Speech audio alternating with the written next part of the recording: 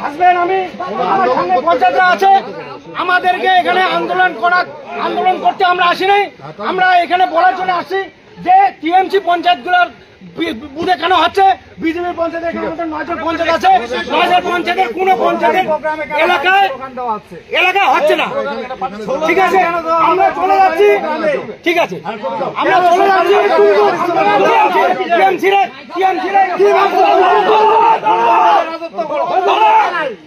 ফের পক্ষপাতিত্বের অভিযোগ তুলে পাড়ায় সমাধান ক্যাম্পে অশান্তি ছড়ালো। শুক্রবার ধূপগুড়ি ব্লকের বারোঘড়িয়া গ্রাম পঞ্চায়েতের জামুপাড়া এলাকায় সরকারিভাবে আমাদের পাড়া আমাদের সমাধান ক্যাম্প চলছিল। সেখানে 15/46, 15/59, 15/60 বুথের মানুষদের সমস্যা মেটাতে ক্যাম্প করা হয়।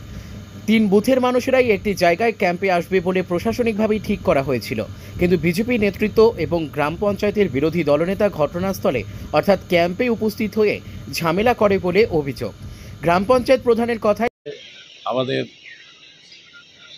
আমাদের পাড়ার সমস্যা সমাধান প্রকল্প আজকে এটা আমরা পঞ্চায়েত অধিবেশনে আলোচনা করছি এবং প্রতিটা পঞ্চায়েত মেম্বারকে বলছি যার যার বুথে 10 লক্ষ টাকার একটা বাজেট করতে। কিন্তু আজকের ঘটনায় আজকে যে এই দিনটা সেটা ব্লক থেকেই শিডিউল ঠিক করছে এবং সার্কুলার হলো 3টা বুথ নিয়ে সেটা ব্লক প্রশাসন ঠিক করে দিছে। এই বুথের 46 বুথ, বৃদ্ধাশ্রম বুথ, তারপর 59 বুথ, 60 বুথ, 3টা বুথ নিয়ে একটা যে কোনো বুথ কেন্দ্রে ভোট কেন্দ্রে করতে হবে। এখানে বৃদ্ধাশ্রম বুথ, মধ্যবড়া গাড়ি এবং অঞ্চল অফিস বুথ করেছে। কিন্তু ওখানে যে আজকে আইসা এখানে বিজেপির যে বিরোধী দলনেতা ভিত্তিহীন, উনি জানেন এবং ওনাকে প্রোগ্রামও দেওয়া হয়ে গেছে। উনি নিজেই সরকারিভাবে প্রোগ্রাম পাইছে, এটা সরকারি প্রোগ্রাম, এখানে প্রধানের কোনো বিষয় না। বা ওই যে বলতেছে যে ওখানে উনি কার কাছে পাইল, ভিত্তিহীনভাবে আজকে এখানে আইসা একটা সরকারি প্রোগ্রামে বাধা দান দেওয়ার জন্য এখানে ওদের আমি নাম উচ্চারণ করে বড় করতে চাই না।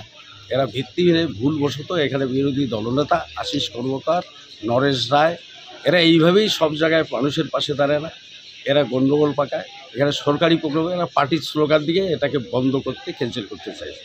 কিন্তু এই প্রোগ্রাম তো আমাদের ব্লক আধিকারিক যেমন ডেপুটি ম্যাজিস্ট্রেট এডিএম সাহেব আসছেন, এটাকে বন্ধ করা যায় না, উনি সব কিছুই জানেন। কিন্তু উনি যদি ওনার দলীয় বিজেপির যারা আছে বিরোধী পঞ্চায়েত, তাদেরকে যদি এই যে আমাদের পাড়ার সমস্যা সমাধান অভিহিত না করে, এটার জন্য প্রধান বা কোনো শাসক দলের লোক যুক্ত না। তবে পরে পুলিশ ও প্রশাসনিক আধিকারিকদের উপস্থিতিতে তাদের শান্ত করে ফিরিয়ে দেওয়া হয়েছে।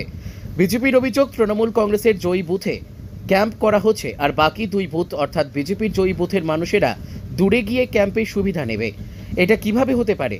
বৈষম্যমূলক আচরণ করা হচ্ছে। বিজেপি জয়ী হওয়ায় সেখানে সরকারি ক্যাম্প হবে না, এটা কি ঠিক সিদ্ধান্ত? আর প্রশাসনের কথা কি বলবো? তারাও শাসকের সঙ্গে মিশে গিয়ে রাজনৈতিক খেলায় মেতেছে।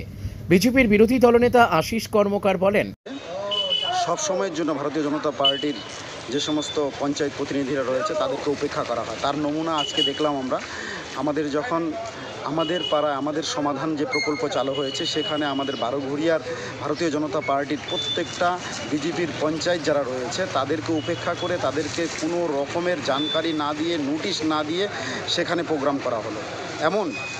এমন একটা জায়গায় প্রোগ্রাম করা হলো যে জায়গাটায় টিএমসির পঞ্চায়েত প্রতিনিধি রয়েছে, তার পাশে যে 2টা বিজেপির পঞ্চায়েত প্রতিনিধি রয়েছে তাদেরকেও ঠিকমতো জানানো হয়নি।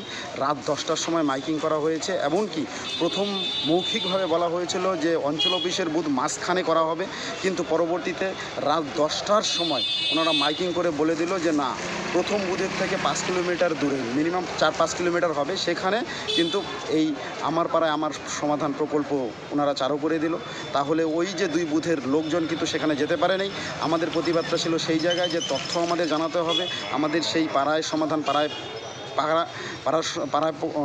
আমাদের পাড়া আমাদের সমাধানে যে প্রকল্পেরগুলো কী কাজ দিতে পারবো, কী কাজ আমরা সেখানে স্যাংশন করাতে পারবো, সেখানে আপলোড করাতে পারবো, কোনো রকমের তথ্য কিন্তু ভারতীয় জনতা পার্টির পঞ্চায়েতদের দেওয়া হয়নি এবং দিতে অস্বীকার করা হয়েছে টোটালটাই।